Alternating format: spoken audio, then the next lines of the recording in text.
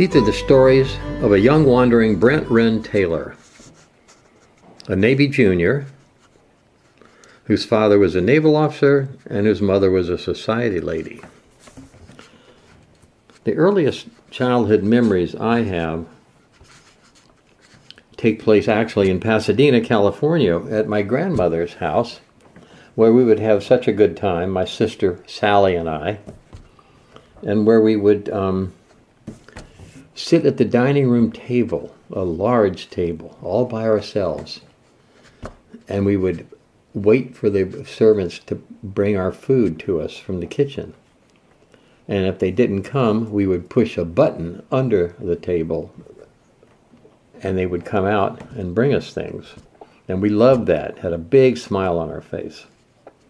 Well, one day, my grandmother heard about this in some fashion, and she came out and she was very angry with us. And at the same time, telling us not to tease the help. She noticed that we had our elbows on the dining room table, so she took a spoon and smacked our elbows, and I can still feel it in my little finger.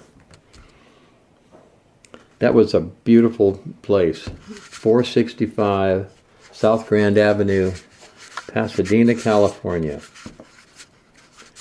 A big colonial mansion with a backyard, with a swimming pool, and if you went a little further, you looked down into a big, long ravine that eventually led you actually to the Rose Bowl, but we couldn't see it from our house. But it was really a pretty neat place.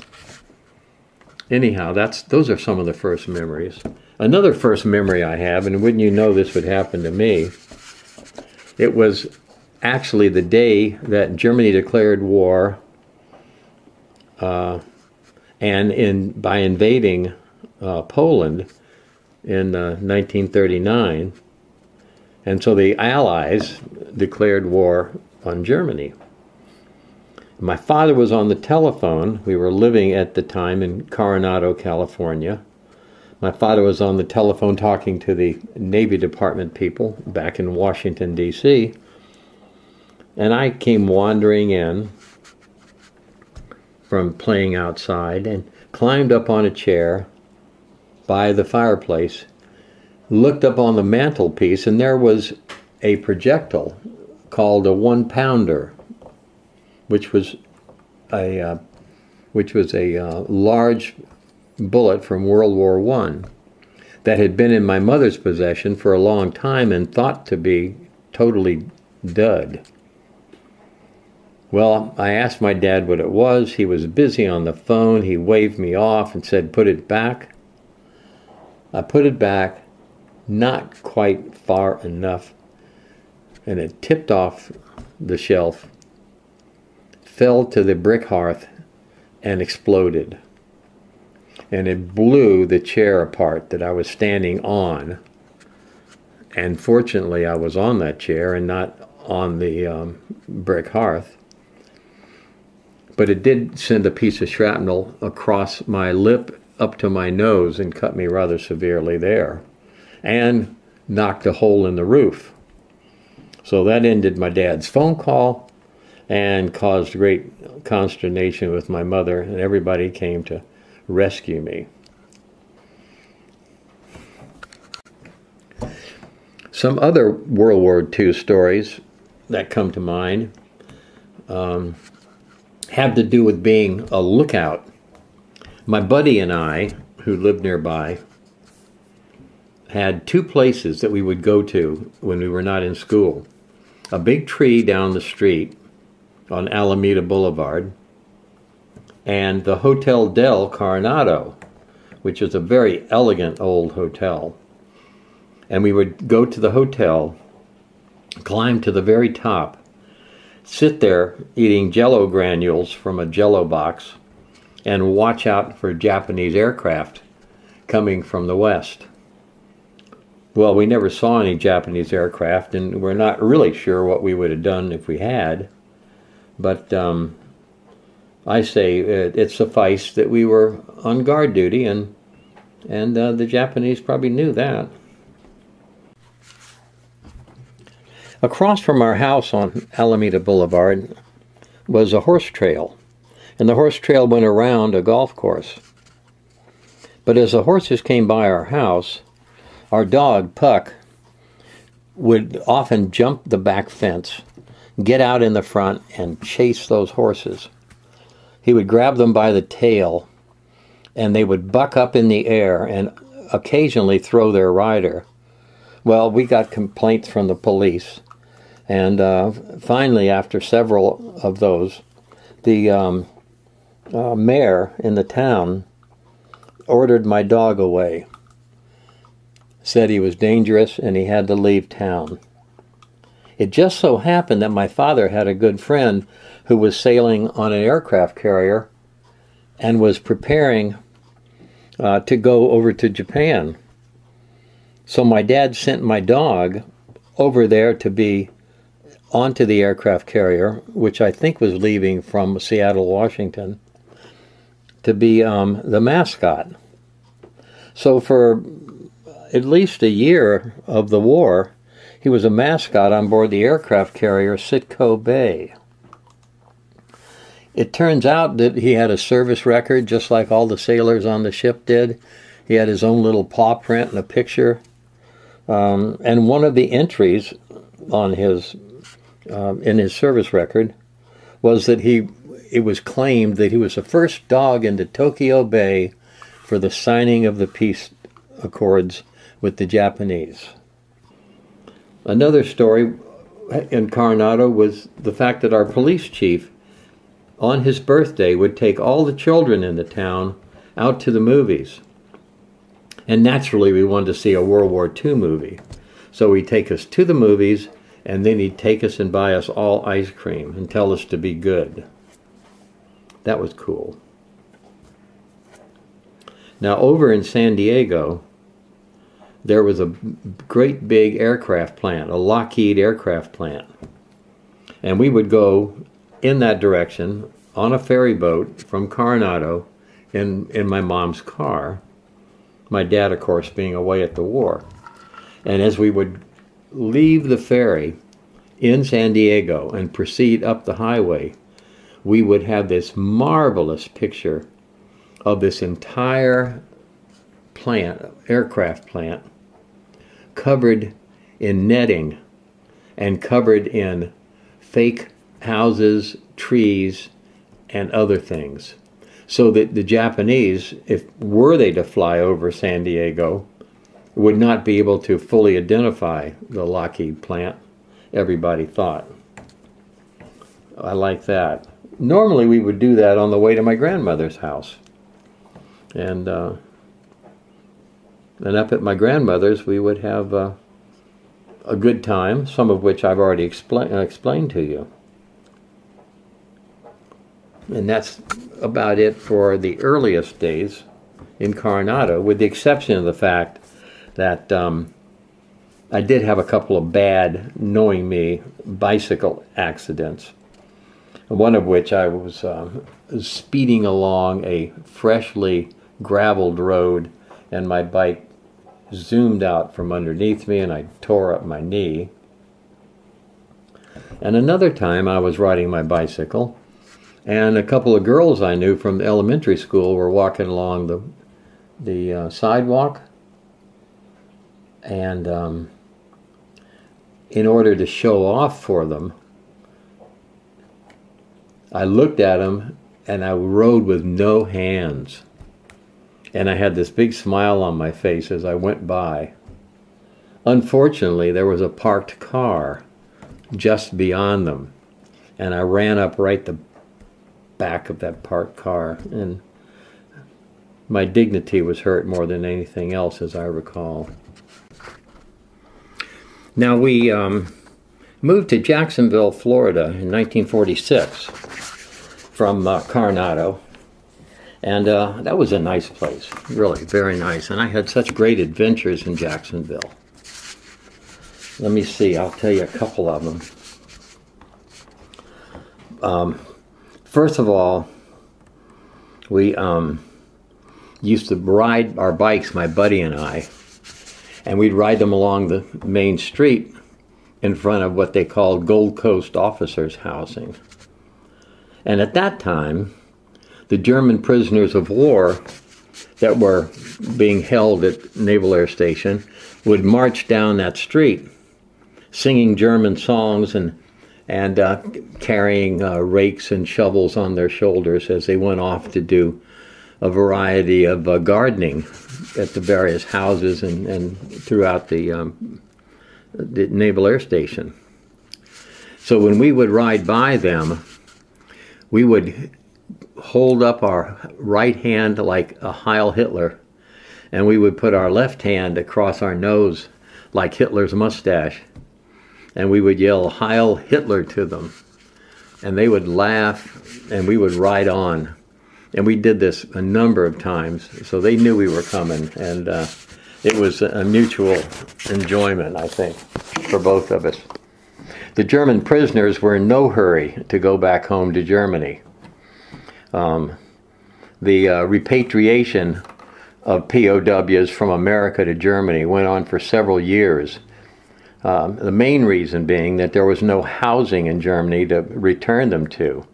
So they were returned in a kind of a trickle fashion. And I remember my father telling me that they were getting ready to leave about the time we left Jacksonville, a year or so later. We had a river adventure in Jacksonville, which was kind of fun.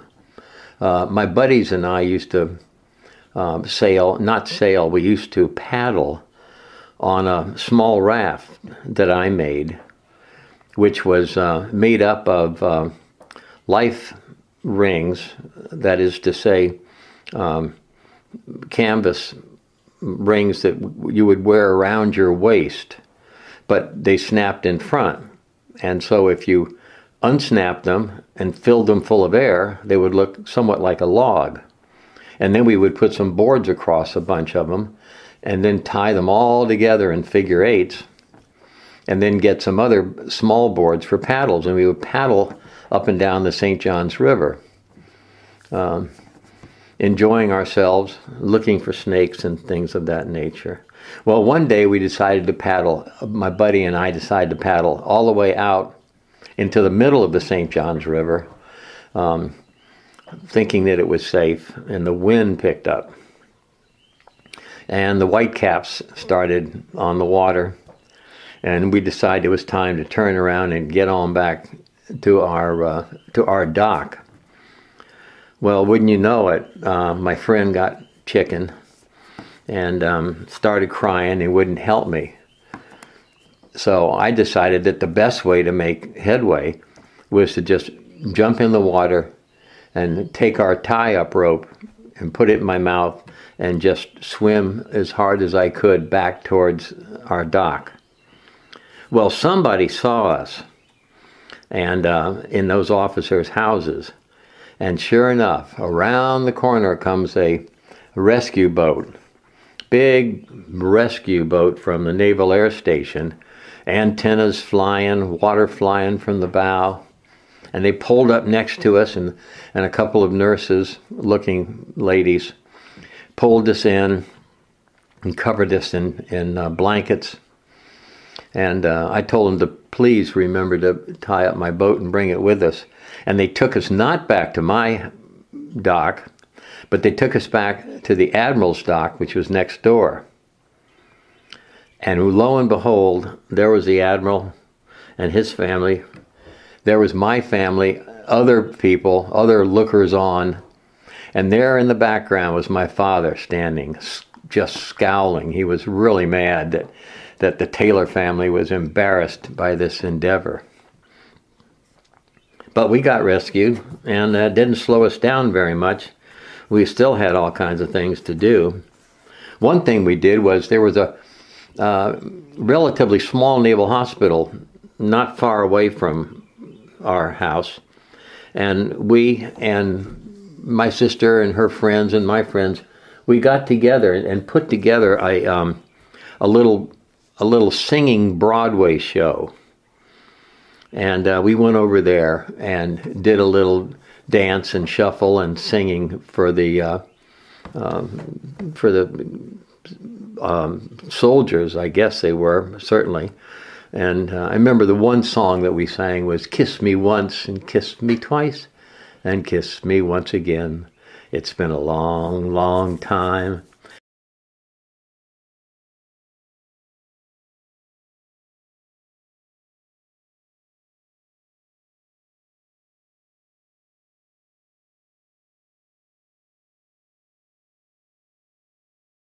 And at the time, you don't think about it, but here these guys are. They'd come back from the war, and they were in the hospital.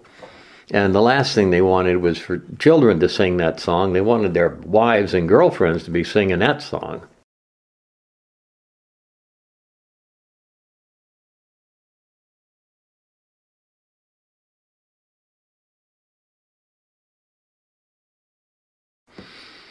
Yeah.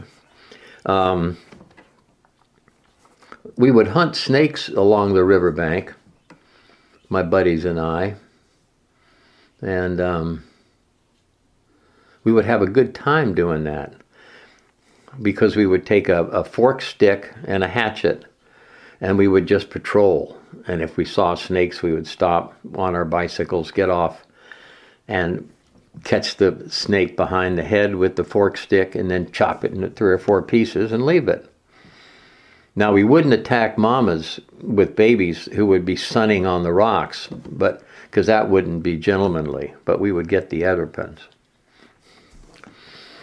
When we weren't doing that, there were 2 areas that we would go to back behind. It must have taken us at least 15 minutes to ride our bicycles through dirt roads to get to the back side of NAS. And one of the places was where they were storing World War II aircraft, and there were just rows of them, rows and rows. And it was like Disney World for young boys.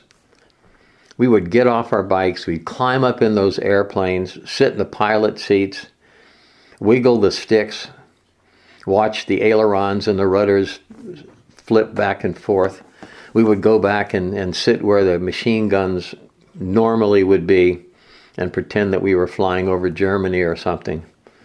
And just had a wonderful time. Occasionally we would find a leather helmet or maybe a oxygen breathing tube, but not much. And the shore patrol would come by every so often and we would have to lay low so we wouldn't get kicked out. And when their Jeep would pass on by, we'd pop back up and continue our fun. Not far away was a firing range where young sailors were being taught to repair the machine guns that were found in airplanes and in the airplane wings. And at the end of their lessons, they would come out to this firing range and the instructors would put some kind of a fault into their machine guns. And then they would have to come out of the classroom and take it apart and find what the problem was, fix it, and then their reward was they got to shoot. And they got to shoot 30 caliber and 50 caliber ammunition up onto a big hillside. Well, that was just too much for us. We waited for the red flag to be flying, which meant danger, stay away. And we would creep around the backside of that big hill. And we would lie against it. And if we were lucky, we would get there at the time that the young sailors were being rewarded with machine gun firing. And the hill would just vibrate as the bullets went into it.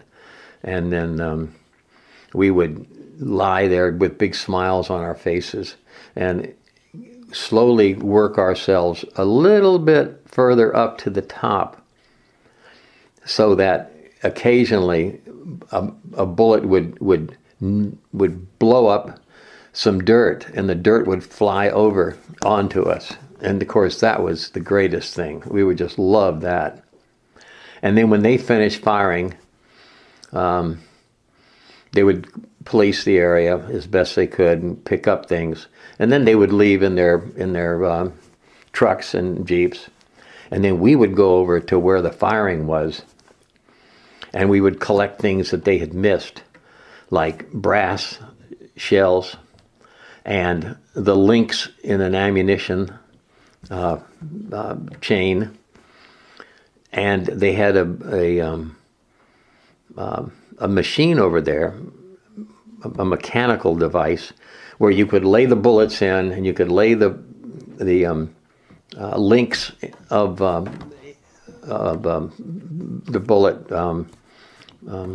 stuff in, and then you could go click, click, and the bullets would ram up inside the links, and then if you were lucky, you could build yourself like a 3-foot long ammunition chain and carry that around your neck. And if you were really lucky, you could go back into that hillside and dig for the heads of the bullets. And you could find bullets that weren't hurt. And you could take them and with a little bit of effort, you could push them back into the brass. And now you had a complete 30 caliber, 20 rounds hanging around your neck. And you were so proud. That was pretty much the about all we did in Jacksonville. A lot of fun, though. Oh, I was a boxer, and that held me in good stead later on. There was a Navy Juniors boxing league, and we would box each other. And then, of course, the sailors would have what they called smokers, where they would box each other. And we would precede them in the evening, early on, with our antics, and have an enjoyable time. And I was pretty good. I won several fights that I was in, which stood me in good stead later on in life when I had to box several more times. One time was in Jacksonville. Well, and one time was in Port Leoti, Morocco, actually. So those were the 2 times right there. That was pretty neat. Let's see, what else do I have that would be a lot of fun?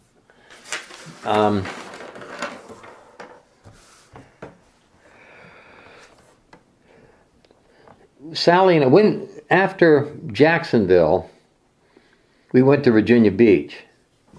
And so Virginia Beach was okay, but we didn't do very much. We just had nice beach time and went to a couple of different schools, sang in a choir at the Episcopal Church for a while, and met my first girlfriend, gave her my basketball letter from Meadowbrook Elementary School. And then Dad got orders to French Morocco, which is North Africa. And he had been, before that, in command of a aircraft carrier. And then, of course, went to Morocco. And at Morocco, we landed at the Naval Air Station, and we lived at the bachelor officers' quarters upstairs, which was a very nice spread for the commanding officer. And my room was way up in the penthouse, which I loved, because you could look out over the whole area. And one day, I was lying in bed early in the morning, about 8 o'clock, and they were setting off dynamite nearby. They were not, I don't know what they were doing. I believe they were building my father's golf course. The Seabees were building my dad's golf course at the time, and clearing stuff out. Well, it so happens that our Arab houseboy had been cleaning big French windows upstairs in my place, and he had not put the pins back in the hinges. And so some of the repercussions of the explosions slowly loosened the windows, and I'm lying in bed and I'm looking up, and here's this entire French window coming down onto me. So I put my arm over my face, and it crashes down onto me, and I only get one, medium-sized cut on the inside of my arm, fortunately. So I shake everything off, and I go downstairs, and I try to tell, my mother's sitting there having coffee, and I'm trying to tell her what happened upstairs, and all she's saying is, don't get any blood on the rug. And so, I don't know, I think Sally probably repaired me on that one. But that was Morocco. We did have other fun too, Sally and I. We used to ride horseback. We were real good friends with the Arab boys that ran the stables. And I had a special affection for going down to the hangars and mixing with the sailors down there. And I would either ride in the Jeep, the little Jeeps that said, follow me, and would take airplanes out or bring them in. And that would be fun. And they would let me talk on the radio. Or sometimes I would be in the Quonset hut that had a radio system in it, where they would talk to people worldwide. And that was enjoyable to sit and listen to the guys do that. Also, I used to ride occasionally in the fire engines if I happened to be at the firehouse when an alarm came off. And I would jump on there with them and ride. That was cool. Let's see. My brother, Richard, I haven't even mentioned him yet. He, I guess, was in something like the first grade, second grade. And he stayed, of course, at the Naval Air Station, Port Lyoté, French Morocco. But my sister and I, because the school system was so bad there, were sent away by my parents very wisely to a beautiful international school in Geneva, Switzerland. Oh, but before I left, I wanted to tell you one of my boxing experiences was when I went into the French schools in Port Lyoté with one of the other Navy juniors, and he took me there for a day at school. When we had recess at about 10 o'clock, he and I were out walking around talking, and there were about 4 Arab boys that came up to us, and we could tell that they meant trouble. So we were off in the corner at that time, and I told this friend of mine, I said, well, looks like we're just going to have to stand back to back like the cowboys used to, and tell them to come on. Well, he said that he'd do that, and he stood there, and I picked out the tallest Arab, and I told him to come on, and he did, and I took my professional boxing stance, and I hit him with about 2 or 3 shots, and he fell down, and all the other boys ran away. So that really did serve me well. And that was at Port Lyoté. I don't think we did much else in Port Lyoté. I used to wander down into the fields down near the river, which was called the Wadi Sabu, and they had a big antenna farm set up down there, where apparently the Navy was collecting all kinds of radio intelligence that was in the air along the Mediterranean area. So I didn't know that. Oh, one thing that was, remember I told you I used to hang out at the hangar? Well, I used to hang out at the hangar, and we had there some patrol bombers, some privateers, they were called. And so I got to be friends with some of the guys there. And one day I was down there and they were very sad. And I said, "What happened?"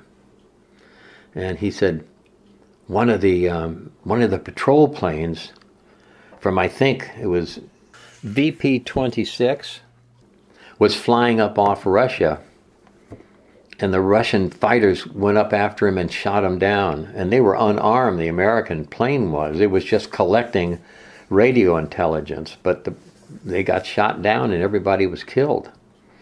So the guys were really bummed for a while. Oh, that's right. I also used to pack parachutes and life rafts down in the hangars. That was a lot of fun. And when I packed parachutes, there was always another sailor, always a sailor there that was observing what I was doing, because he was packing one right next to me. And it's a pretty simple procedure if you take it step by step. And so he was always checking over his shoulder to see what I was doing, because he had to sign off on the little card that goes in the parachute bag. So anyhow, from all that excitement, we went up to the International School of Geneva, which I will call Ecolant. And Ecolant is, since I was away at school, I decided that I wouldn't use the name Brent. It sounded too formal and staid. I decided I would use the name that the sailors used to call me. And they used to call me, "Hey, buddy." And so my name became Buddy. New country, new school, new name. So I was Buddy Taylor for the 2 years we were there. We had a very enjoyable time, Sally and I did. Things that stand out are, I had a girlfriend for at least one of those 2 years. We got to kiss and hold on to each other and all that kind of stuff. That was kind of cool. And I remember in 1948, one of my Jewish friends at school there, named Aki Friedman, came up to me all excited one day, saying that his people had formed a new country called Israel, that their ancient land had been returned to them from the British, which had been owning it for quite some time as part of Palestine, and the state of Israel was now in play, and he couldn't have been happier. In June of 1950, just before the school year was over, our second school year, where we would leave and not come back because Dad would have a change of orders, we heard that North Korea had invaded South Korea, and the U.S. was once again at war. I was discussing this event in the school library when the librarian, who was an elderly Russian lady, told us that coming to the aid of South Korea was a grave mistake, and that there would be losses, and that the Korean peninsula would be returned to the communist state. I always remember that. But it was a social eye-opener for us, because how many children at age, 14, have a confrontation with a true communist? So anyhow, my 2 years at Ecolant they were a wonderful dream. Academics were stressed highly. Sports were fun, understated, and placed in their proper position, as they should be in schools. Sally and I got to travel through Europe and Switzerland. We hiked the hills and skied. Mr. Egloff was our instructor. Our mother would put us on. Oh, that's a good story.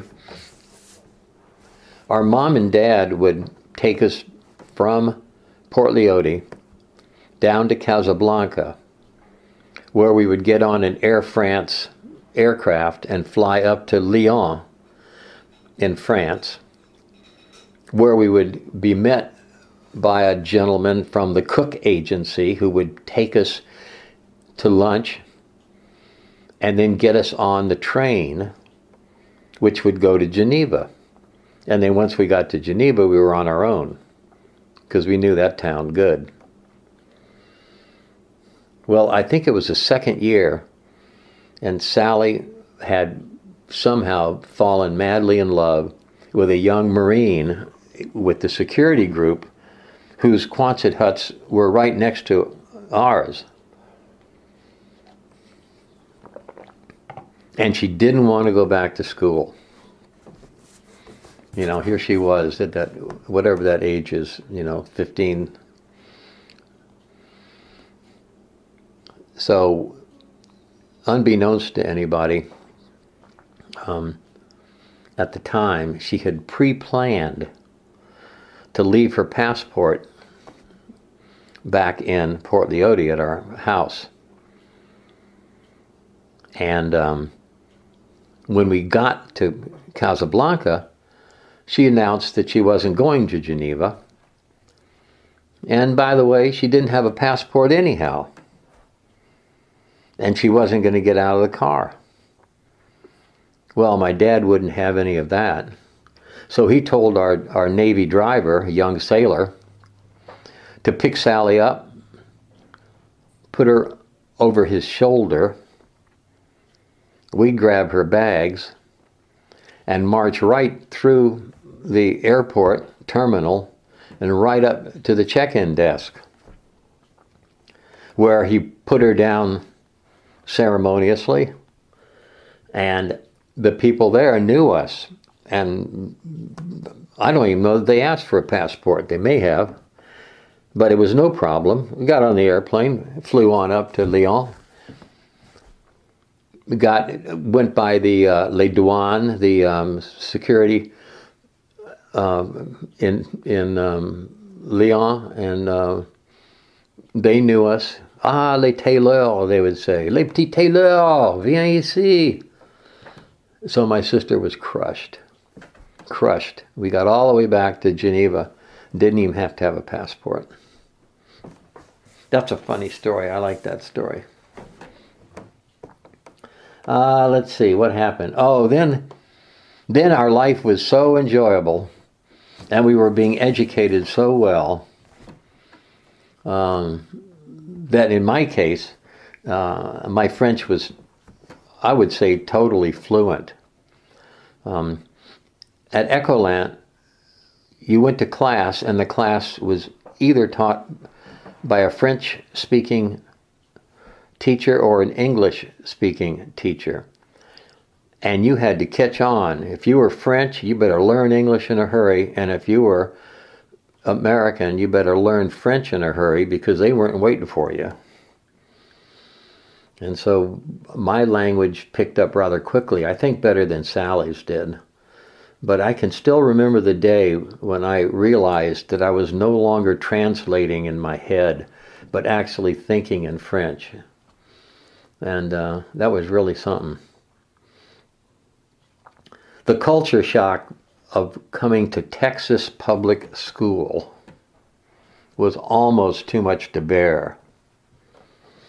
When we got back in Texas, and I guess it was September of '50, and we were there for a couple of years, we went to a brand new high school called W.B. Ray. The W.B. Ray Fighting Texans. And all they cared about was having a football team that would beat the old school in town, which was H.E. Butt.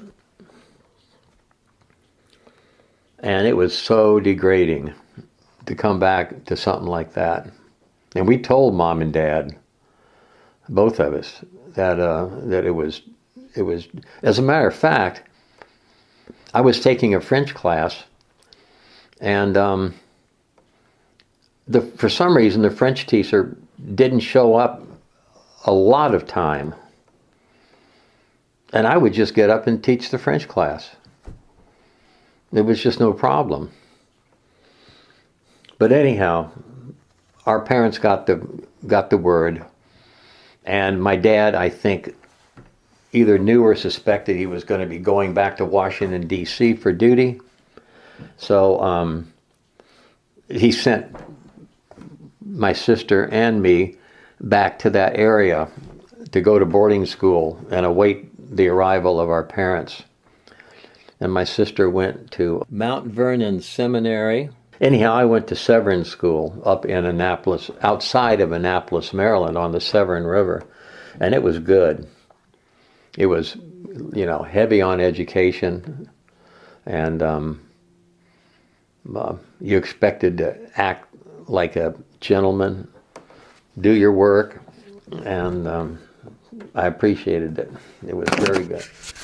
Now, Severn School was a private boys' school in the countryside on the edge of the Severn River.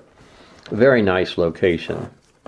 It has since changed entirely, but at the time it was set up by Mr. Roland Teal for the express purpose of getting boys into college, and particularly getting boys into the Naval Academy. So my parents heard about it that way, and that's how Severn School in Severna Park, Maryland was chosen for me. Once again, it was a good school. I was there for 3 years, sophomore, junior, and senior. Had a lot of things going on. I loved to participate in school activities. We only had 3 sports at that school because it wasn't very big. We probably only had, I don't know, a couple hundred at the most children. The sports were football in the fall, wrestling in the winter, and lacrosse in the spring. And so I took on all 3 of those because what the heck, why not? It was really good. After a couple of years, I dropped wrestling because that's doing that road work and stuff is really tough. But I stayed with football, and I ended up senior year being one of 2 quarterbacks, which is nice. I also did a lot of activities. For some reason, I just caught on, and I was president of the student council and editor of the yearbook. I was editor of the school newspaper that we put out about once a month. And I'm sure, although I didn't think of it as helping my resume to get to college, I'm sure that it did, because I think I got favorable responses from all the colleges I applied to. But since we didn't have a college program at the school where you could go sit and talk with a counselor and look through books and catalogs, I just picked some of the biggest schools that I ever heard of, because what the heck. So I think, as I'm looking back, I made application to University of California and Rensselaer Polytechnic Institute because they had a good lacrosse program, and Cornell, Princeton University, and the Naval Academy. Well, it turns out that I guess secretly I did want to go to the Naval Academy, and so that's where I did end up. And all my energy was in sports and school activities. I didn't date at all those 3 years.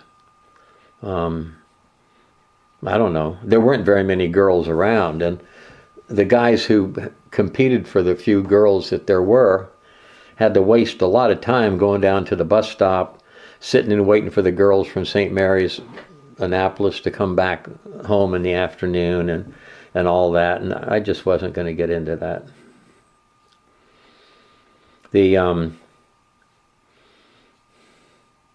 Let's see, that's about it for, we had a couple of activities that I remember telling Chris and Sally about.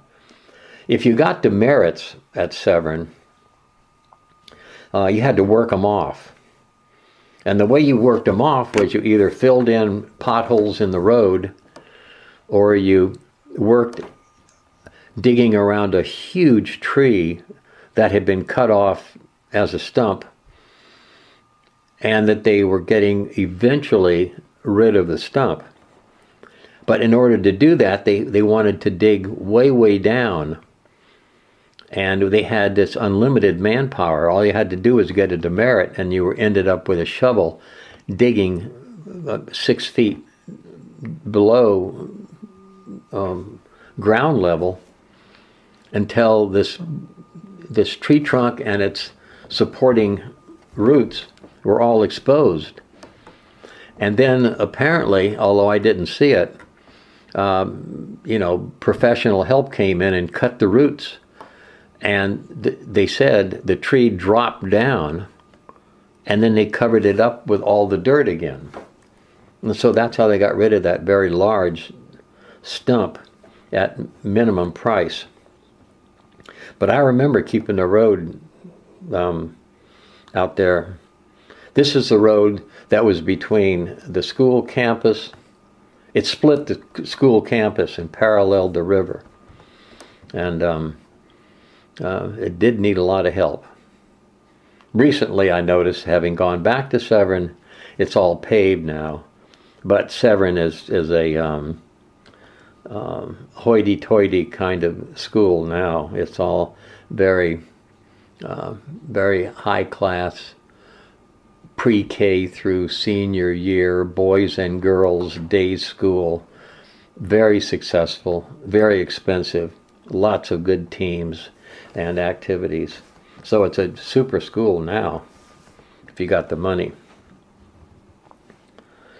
So on to the Naval Academy. That's my next one. And I'll try to get through that pretty quickly.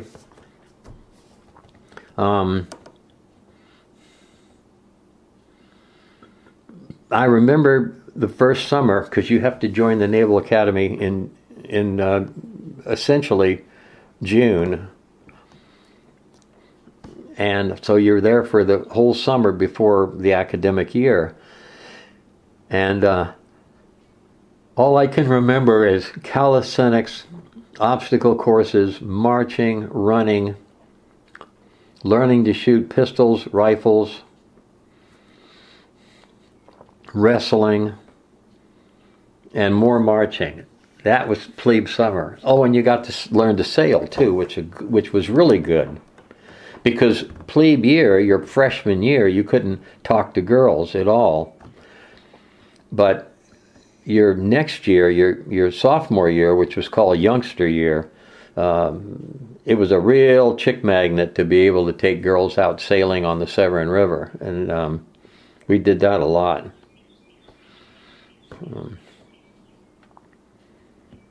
That was plebe summer. Plebe year was the usual.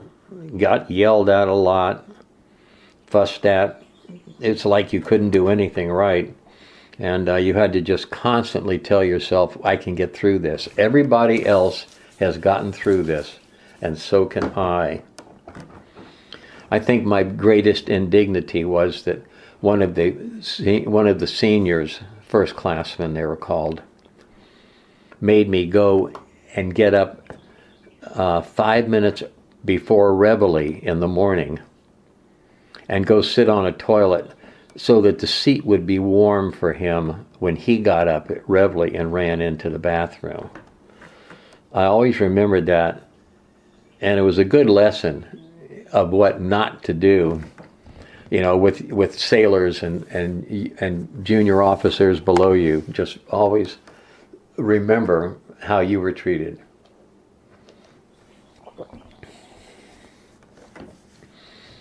So let's see what else. I played soccer in the fall, my first year, and swimming. Swimming was the second sport in the winter, and lacrosse was my third sport in the spring. You might as well play sports because you couldn't go into town except for a few hours on Saturday afternoon. So what the heck? and you only got paid, I think it was $5 a month. So, you know, you weren't getting anything out of that either. My youngster year, I was so excited because I finally passed Russian. I didn't tell you about Russian yet. Remember I told you I was fluent in French? It would have been so easy to take French at the Naval Academy and breeze through that particular series of courses. But oh no, I had to save the world. I had to take Russian. Because Russian is what you would need if you ever ran into them later on in a war. So I barely passed Russian. It was very difficult. The Cyrillic alphabet was nothing like the Latin alphabet that you use in French and Spanish and Portuguese and Italian. And I guess I could have gotten kicked out at some point if I had not just barely passed. But it did take time away, and it took time away from some of my sports. And I realized my second year that I was not good enough to make varsity level soccer. But I swam still and played lacrosse. My grades were pretty good, except for Russian, of course. And then my junior year, which is called second class year, I lost out on varsity level at swimming, but I still played lacrosse.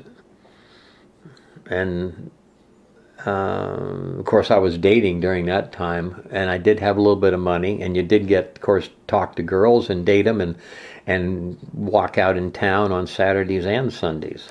That was cool. My last year there, my senior year, first class year, I lost out my varsity level in lacrosse. I just couldn't make it. So I shifted to brigade level lacrosse, which is still very tough, and played well there, did a good job.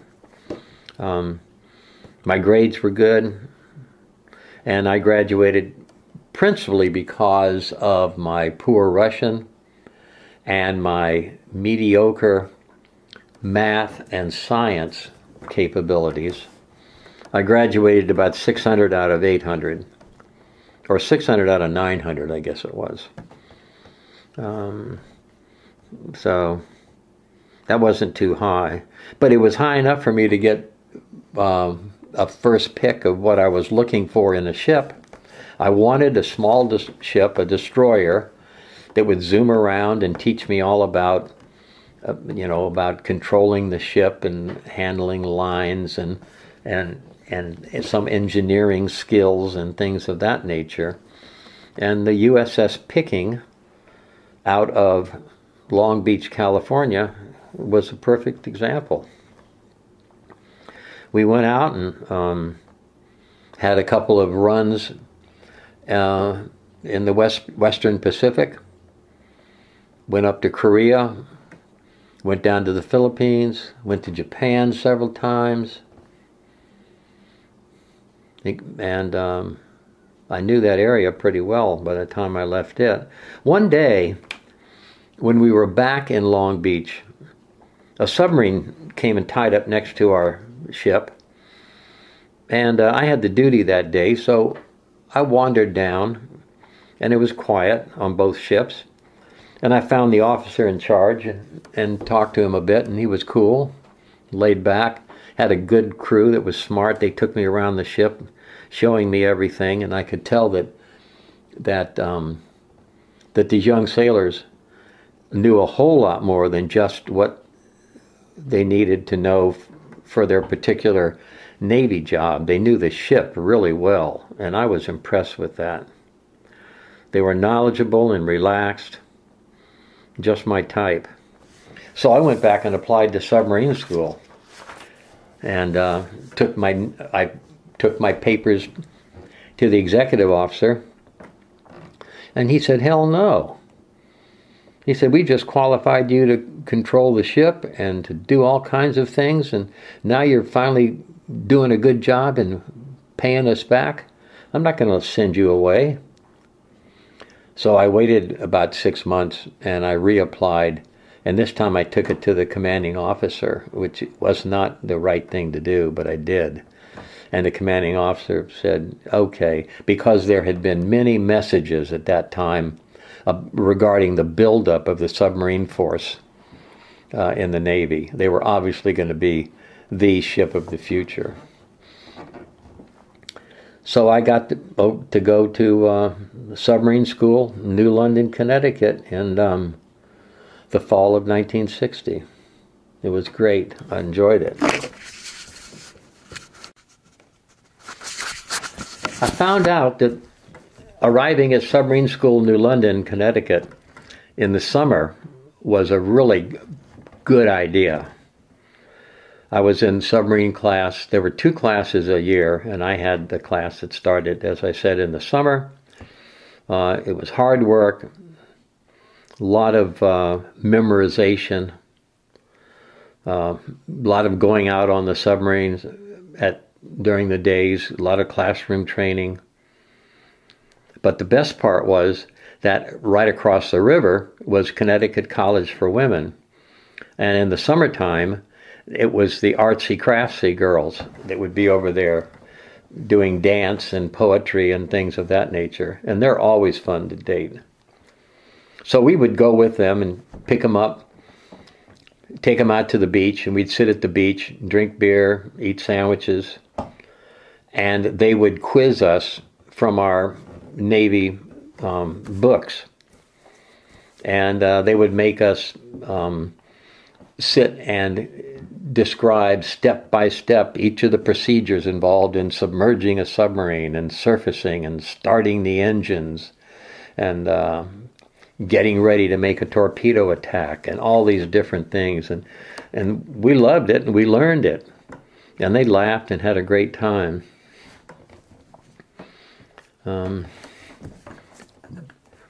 So we were there for 6 months. I chose a Charleston, South Carolina submarine called the Darter because it was modern. It was newer than the older subs, although it was still a diesel sub. It was very modern, and had a wonderful time on that ship. And I also met Betty Ann Lancaster, who was working in the blood lab at the hospital in Charleston. And we dated for a good while. And I took off for a run up to off the Russian coast, where we played some Sneaky Pete stuff with the Russian fleet and enjoyed ourselves very much. Had a great time. When we were up spying on the North Fleet in the winter, something happened that was really quite interesting. As I said earlier, we were copying communications and looking at their ships. So our commanding officer wanted to get a little bit closer. And so at the time I had the con and I had put the periscope up and I was looking around and just checking out where the ships were out in front. And all of a sudden I swung the periscope around and I saw a Russian destroyer coming toward us. And I said, oh man, somehow they've seen our periscope or one of our antennas. We were really in trouble. And before I could say that and get it out to the crew, I saw the Russian ship firing its gun and really moving fast and firing its gun a second time. And we said, oh man. And so just before we dove deep again, I swung the periscope back around and I looked and I saw that they had a Russian tugboat towing a big floating target. And that destroyer was actually shooting at the target. And we just happened to have been popped up in the middle of the range. And it looked like we were getting shot at. And of course we weren't. But we did go down. We did call the captain to the con. And we did get down there and catch our breath for a while. But that was kind of exciting. I remember that. Then we came back to Charleston and And in 62, I married Betty Ann.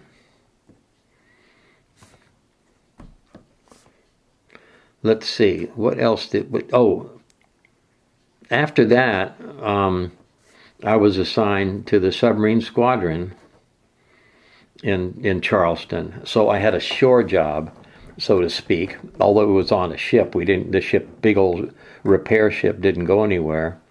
And so that was really nice to have that as your next duty when you're a young married person. Before that happened, though, we had the Cuban Missile Crisis strike. And at that time, I was a weapons officer on Darter, as I said, and we had unloaded everything from our ship, with the exception of 2 defensive torpedoes in the after torpedo room. Everything in the forward torpedo room were mines, but they were fake mines. We were just practicing laying a minefield. So we were out off Charleston laying a minefield, and we found out that the Cuban Missile Crisis had started and ships were going down there and it was going to be so exciting. And we said, we're coming back in and loading up our torpedoes, because we'd already fired our mines and laid our field. And they said, no, you stay out there. It's too busy here. Well, about 2 or 3 days later, they said, okay, you can come on back to the repair ship. And when we did, it was just a madhouse. I mean, there were submarines tied up everywhere. We found out that all the submarines from Key West, Florida, were put up there to get them out of the way. And the Marines were running up and down the street yelling Marine Corps songs, because they had just come down from Lejeune in big transport ships, and they were prepared to go land in Cuba.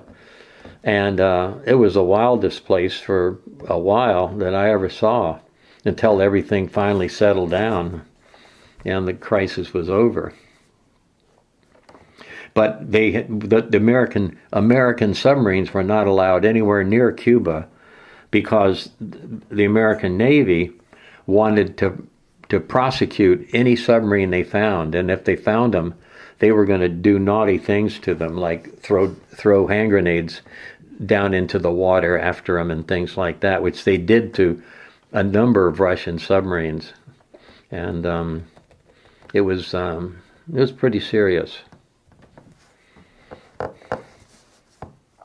So after that, I was off to, in 1964, for 2 years, I was off to the guided missile school in Virginia Beach, where I first went to class and learned all about the navigation and the missiles of the big new Polaris submarines that were being built at that time. And then I stayed on as an instructor, and I taught for another year and a half or so, after which I was sent down as the navigator of the Stonewall Jackson. Now, the Stonewall Jackson was stationed in Hawaii. That's where all the families were. But the ship itself was physically out in Guam. So we got to Hawaii and we scratched around finding a house and everything. And then I kissed Betty Ann goodbye, and she had a baby in her arms and a little boy by her side. And I told her, find a house, buy it, do what you want. I got to get out of here. And I left town. Not a very nice thing to do when you look back on it as an old man. But anyhow, we finally came back to Charleston, and I was the number 2 officer, the executive officer on board the submarine Chivo. And we had a really nice crew, but a very tough skipper. And he was always on me, and it was just a mismatch. It was like it just shouldn't have happened. And I could tell that my reports going back to Washington were not going to be of the caliber that would allow me to get a command of a submarine. I was very sad during that period of time, but there's nothing you could do but just tighten up, get it done.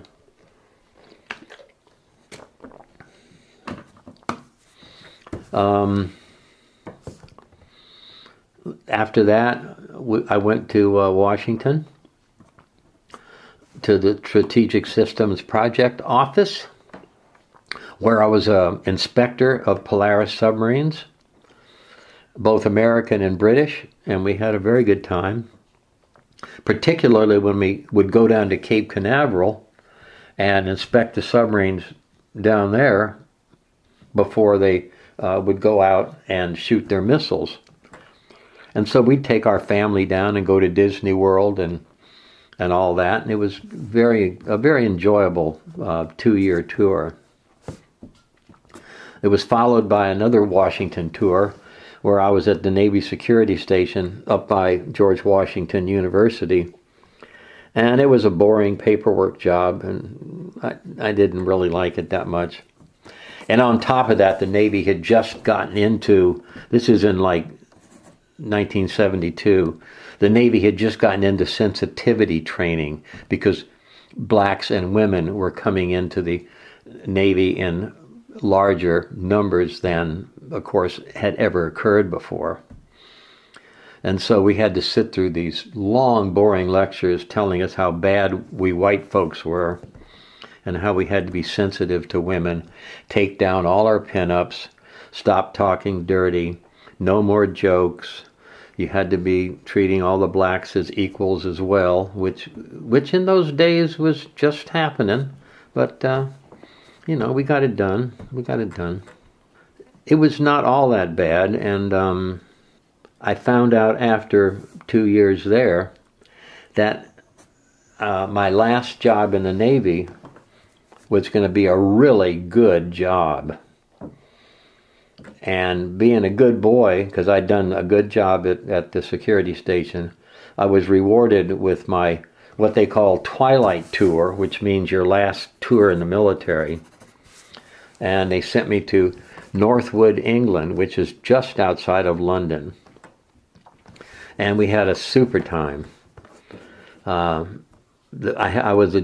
job was that of a safety controller for the waters nearby Europe, in particular, for submarine usage of all nations, to make sure that no two submarines would be in the same spot of water running along that could possibly hit each other or anything like that. So it was chunks of water were given to different ships from different nations at different times, and it was all run through my office, where we had 2 officers and about 4 enlisted men. And it was very interesting because not only did I do that, but I got a chance to work with the Brits, and British guys are really cool. And I got to work with NATO forces, French forces. I got to travel. Jeff and Greg had a wonderful time there, I think, and so did Betty Ann. We did historical travels and visited, must have visited half the graveyards and castles in England, Wales, and Scotland. We just had a great time. We even skied in Scotland. And then that was it. And I retired from the Navy in the summer of 1978. 20 years after graduating from the Naval Academy. And then after hanging around our house on Gainsborough Drive in Fairfax, Virginia for a month or 2, Betty Ann told me to get out from under her feet and go get a job. So I had one interview at the time. That's all I went after because it looked good. And it was an interview with Raytheon submarine missiles people. And it was right down in Crystal City near the Washington airport. And I did that job under different contracts for about 20 years. And I stayed there the whole time, had a very good time. So that was from 78 to 98. Betty Ann and I intended to retire in the March of '98, when both of us would be 62. But she died suddenly in her sleep on October 9th, 1997. So we were about 6 months shy. I retired in January and went and told my boss that, I went and told my boss, of course, in October and November that my heart wasn't in my work anymore. I just didn't want to do it. And I would be leaving the company.